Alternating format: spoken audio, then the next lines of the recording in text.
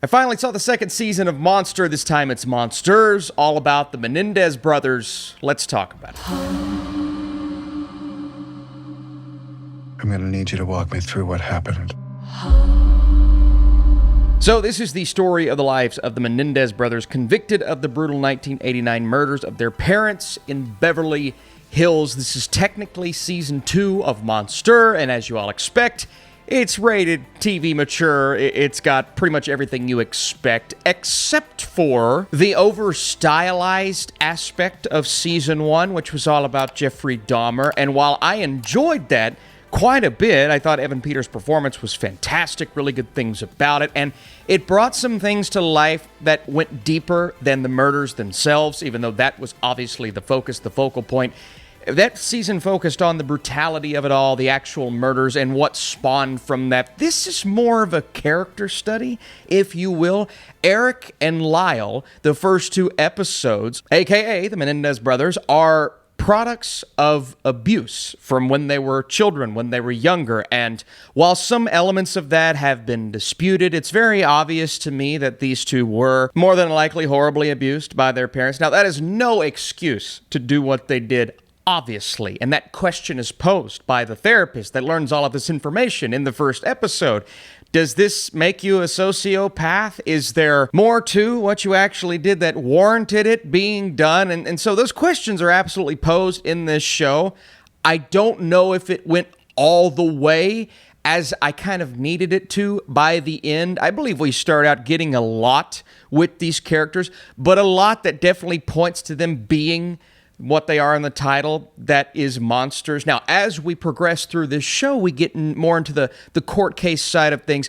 That's when those questions really start to come about, and we get those flashbacks with their parents, obviously. Javier Bardem being kind of the notable actor here, and we'll talk about the boys' performances here in just a second, but it does start to bring those things to light, and I thought that was a nice aspect of the show, because again, we're asking these moral questions about these characters, and this show being more of a character study, I expected this series as a whole, or really this script for season 2, to dive deeper into that. I don't know if it does, but it at least poses those questions and kind of hits on it. Now, I've seen some people come out completely against Ryan Murphy here and say, you entirely misconstrued this thing. You made them look like pure monsters. I don't think the show does that. Now, whether it's factually accurate or not, I can't speak to that, because while I know about the Menendez brothers, I don't know a whole lot. Now, this show introduced me to a whole lot, but as viewers,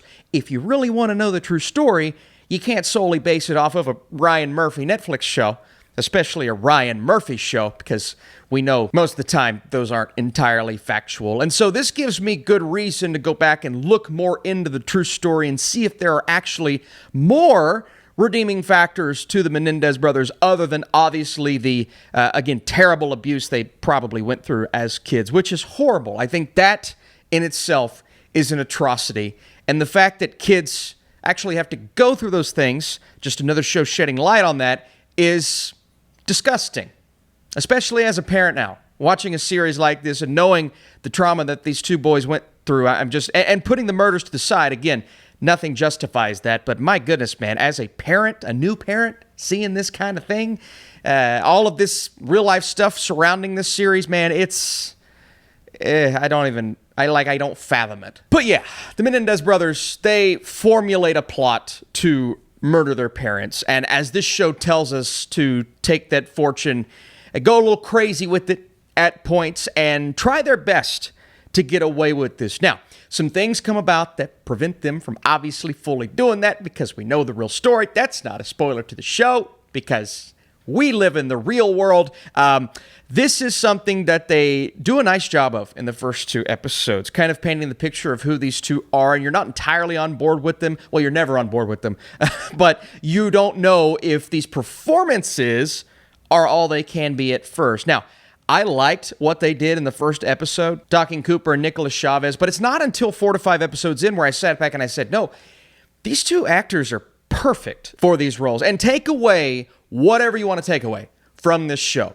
Whether you're angry at what it represented or misrepresented, if you know a lot about this true story and you know how wrong this series is, I've even seen people on Twitter take one of the scenes from the end of this season and say, wow, what a stale and bland performance. And I feel like that's just because they wanted to hate the show, and that's fine. There are issues there, obviously, but these two performances are really good.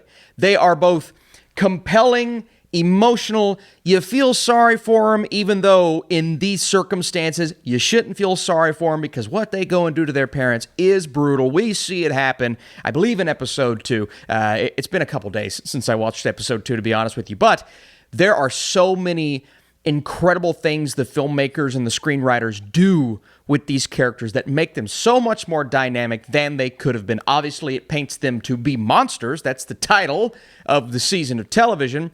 But at the same time, you have this emotional attachment to them, to when he goes in his therapist's office for the first time and he kind of spills the beans, you're like, all right, I get it. Like, I understand what you're going through internally. But then he's asked the questions by his therapist.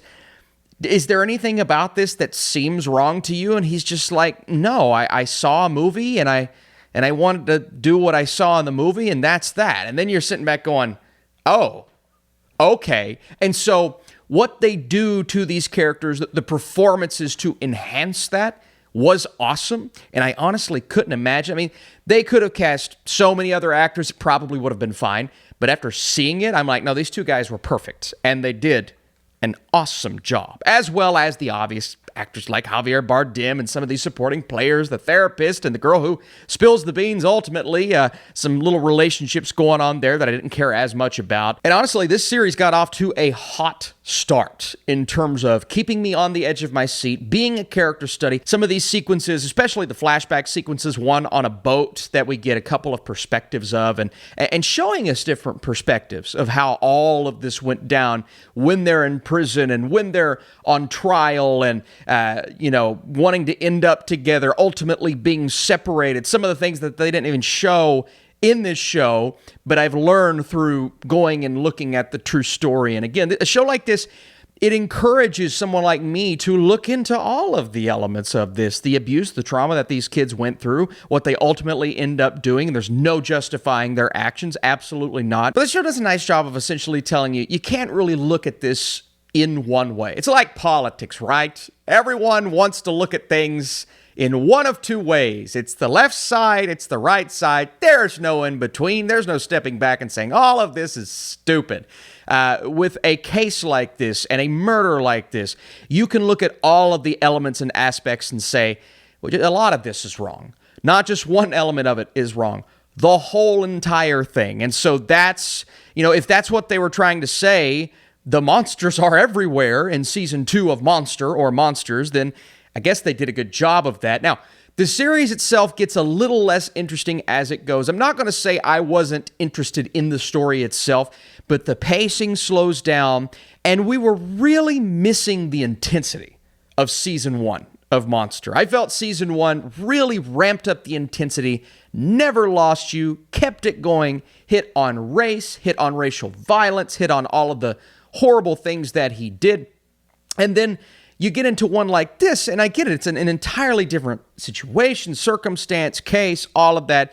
But there's just not as much there towards the end. And I'm not going to say I lost interest, but it definitely didn't keep it up like season 1 did. So if you're asking me, Austin, which one was better, seasons 1 or 2, I'd definitely say season 1 kept that and had it to where I was fascinated. But I really can't complain about the performances here. Maybe I can start to complain about the script. I wished it would have was able to dive deeper into these characters just a little more, right? We get hints of that. We get conversations, lines of dialogue, things like that.